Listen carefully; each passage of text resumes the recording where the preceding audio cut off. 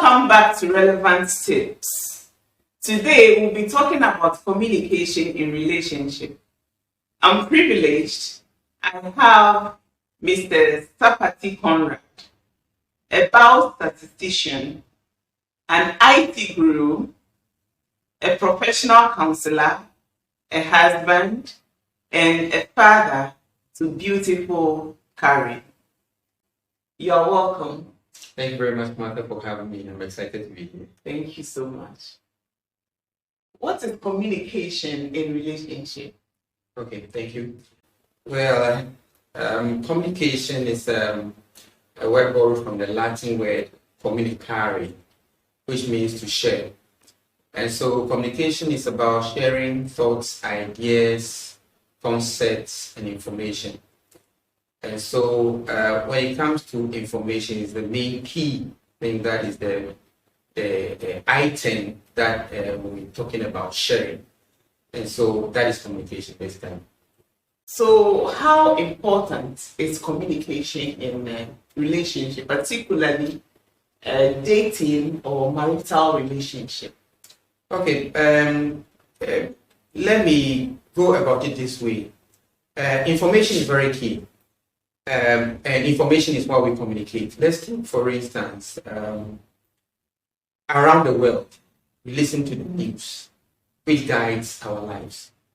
And so, in Ghana, for instance, people are saying the economy is hard and things are very difficult. It's because of what they have heard. And what they have heard is as a result of the communication that has gone on. And so when we relate this to a relationship, and in this context, we are talking about love relationship. And let me be very particular because of my status as a Christian and as a rational person. Love relationship between a man and a woman. Communication is very key because our length of relationship or lifespan depends on communication. So communication can make or break our relationship. So I would say it is very vital. It plays a very vital role. Okay.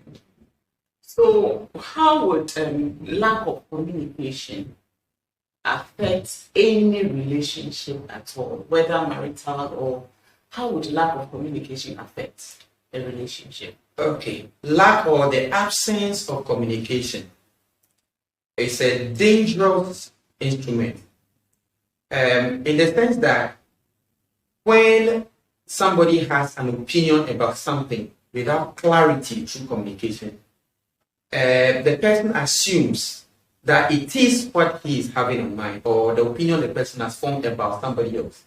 And so in our homes, if there is something of an opinion you have formed about your partner, and you have not sought clarification, and it is well communicated or broken down into bits and pieces for you to understand reasons why something is going in a particular direction or the other, then you live with your opinion. It means that down your heart or in your mind or your life or the way you relate with that person will not be genuine. It will assume that things are not going well and just putting up appearances and pretending, and which will not help the relationship to be a very fruitful one. Oh, okay. So what are some of the ways that we can communicate our feelings, to people so that they really get what we intend saying to them?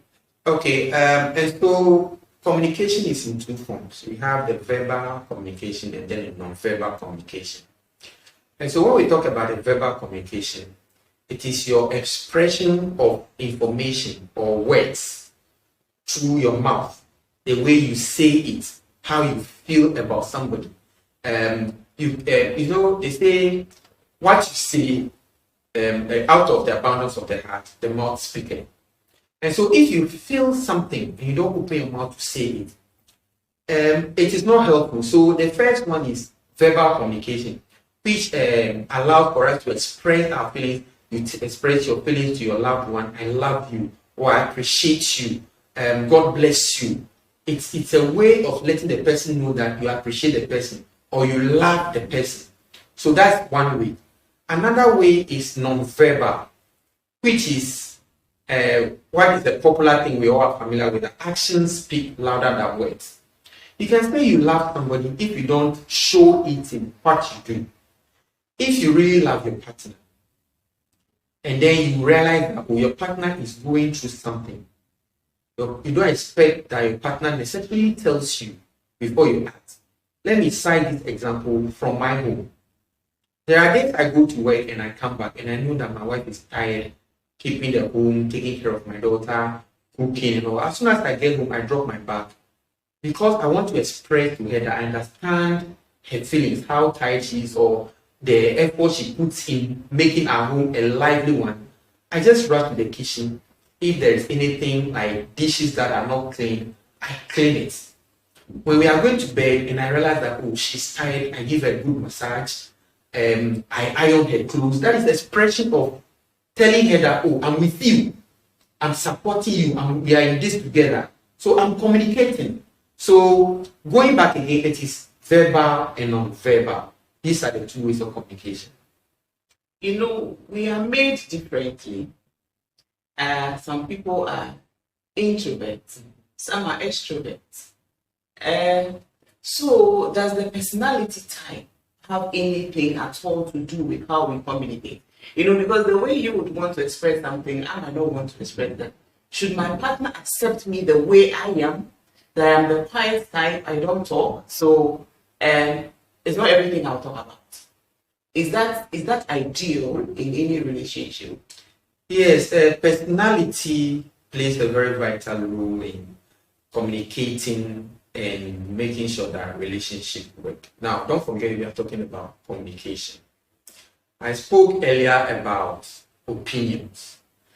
Somebody who is the quiet type, introvert, who wouldn't want to talk so much for the fear that he may be stepping on toes or hurting feelings, is not doing any good to him or herself.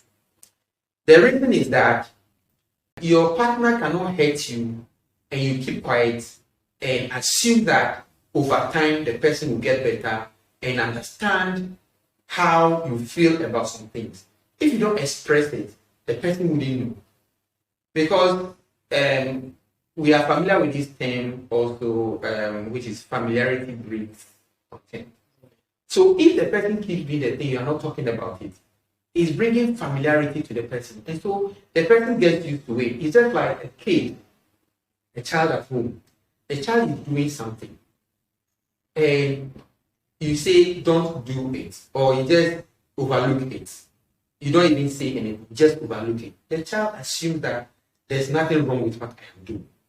So that child will keep doing that, eventually getting familiar with it and growing with it. And eventually, when you get to a public place where you think that person there, the child will embarrass you and you want to stop, it will be too late. So it is very essential, whether you are the introvert type or the quiet type, it is essential that you talk. If you are very, very, very, very mindful or you have the relationship at heart, it is very essential that you talk. So, what are some of the ways that we can help our relationship by communicating? Yes, communication has, I would describe it as a mechanism, it's a process. You know, even a child, when you're talking to the child, you raise a voice at the child feels very embarrassed. And so in our relationships, when we are communicating, we do that communication in love. You do it with purpose. It shouldn't be expression of your words through anger or through aggression. It should be done in a way that it will make the person open up and be receptive to what you are telling the person. But if you go with aggression from the person, also take a defensive posture. In that manner, there will be tension. And so whatever you are trying to put across will not be well communicated. And so in communicating, we should do it in a relaxed manner, do it in a very welcoming manner, do it in a very loving manner, make the other person feel at ease, feel very calm to be able to receive whatever you're passing on to the person. All right. So should I, after communicating or after passing my information to whoever I want to pass it to, should I just assume that the information is understood, or the person has gotten what I really intend to relay? Okay, every process on the surface of this earth has a lifespan of achieving its fruits. When children are growing up and you are teaching them language and you tell them something for the first time, it doesn't stick in their mind. Just like even in adults, when you go to school and you are taught, the fact that you are in the classroom doesn't mean once the teacher said whatever he said is stuck in your mind. And so when you communicate, you allow time if the person hasn't understood or grasped the information you are passing. You allow for time and not expect that the result is spontaneous or immediate. When you expect immediate response from communicating whatever you have to communicate, then you are not doing it the right way. There are some of them, of course, which demand immediate response. Let's take, for instance, you are thirsty at home, or okay, let me use the home setting as an example. You are thirsty, and because you are doing something and you can't go and pick the water yourself, you tell your partner, "Oh, I'm thirsty, I need water." That doesn't need a longer time to be responded to. Those are so it's in varied form, but those which needs time to act on should be allowed the necessary time to be acted on. But it shouldn't put pressure, mount pressure. When you are doing that, it's just the same as passing on the information with aggression or with a posture that will not allow the person to welcome the information, process it, and act on it.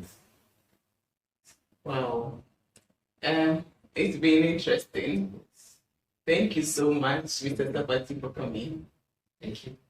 Let's stop assuming and act on our words. Let's try to communicate in such a way that the feedback will help the relationship grow. Thank you for watching. If you enjoyed our conversation, like, subscribe, and share. Thank you.